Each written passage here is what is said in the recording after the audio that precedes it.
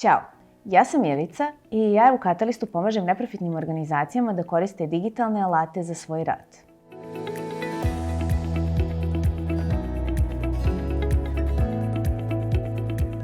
Danas ću vam predstaviti Aha Slides kao jedan od načina da animirate publiku na svojim online događajima i napravite svoje prezentacije atraktivnijim i življim. Organizovanje online događaja postavilo je pred nas nove izazove, a posebno kod održanja pažnje tokom webinara gde ne vidimo naše učesnike. Zato je veoma važno da tokom celog trajanja webinara održimo interakciju i komunikaciju sa korisnicima na visokom nivou. Aha Slides vam pruža puno mogućnosti za interakciju sa svojom publikom. Kada se ulogujete u Aha Slides, imate mogućnost da napravite novu prezentaciju ili da importujete već neku postojeću, koju želite možda malo da animirate. Ukoliko hoćete da napravite novu, možete izabrati opciju New i samo je potrebno da nazovete tu prezentaciju nekim imenom.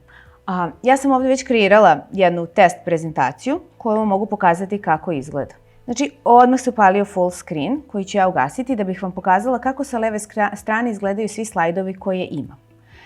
Prvi slajd sam koristila opciju Import, dok sam ostale napravila direktno u Aha Slidesu. Drugi slajd predstavlja QR kod koji je neophodno da podelite sa učesnicima vašeg događaja da bi oni mogli da pristupe i pogledaju sadržaj koji vidite i vi.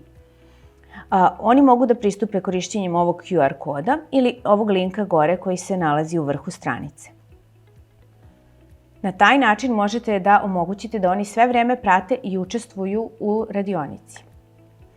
Tako, na primjer, možete im postaviti pitanje koji je glavni grad Srbije i da očekujete da oni jedan od ova 3 ponuđena odgovora napišu, odnosno izaberu.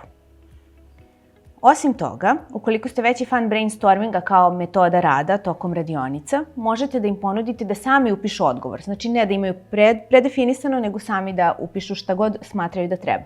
Na taj način se ispunjava i tehnika brainstorminga i svi učestvuju u samoj radionici. Osim toga, postoji i metodologija kviza, gde vi možete postaviti različita pitanja i vidite koliko je učesnika odgovorilo na vaše pitanje. Možete da ponudite opcije da dodate sliku ili samo tekst, šta god je vama potrebno. Osim tih opcija, postoje još neke druge gde mogu da biraju više izbora, gde može da bude open-ended celo pitanje ili da izaberu jedan tačnih odgovora sa da ili ne. Osim ovog tipa upitnika, možete dodati još neke druge sadržaje na vaše slajdove, kao što su QR kod, YouTube link ili dokument. I evo, ja ću dodati ovdje vrlo jednostavno i ovaj link ka YouTube stranici Katalista. Pored toga, možete da koristite jednu vrlo značajnu pogodnost, a to je postavite pitanje, gde tokom samog prezentovanja učesnici sve vreme mogu da postavljaju pitanja i vi na kraju možete da odgovorite na sva ta pitanja. I također možete da ih sortirate različitim rasporedom od najstarijih do najnovijih i sve vrijeme da održavate na taj način interakciju sa svojim učesnicima događaja.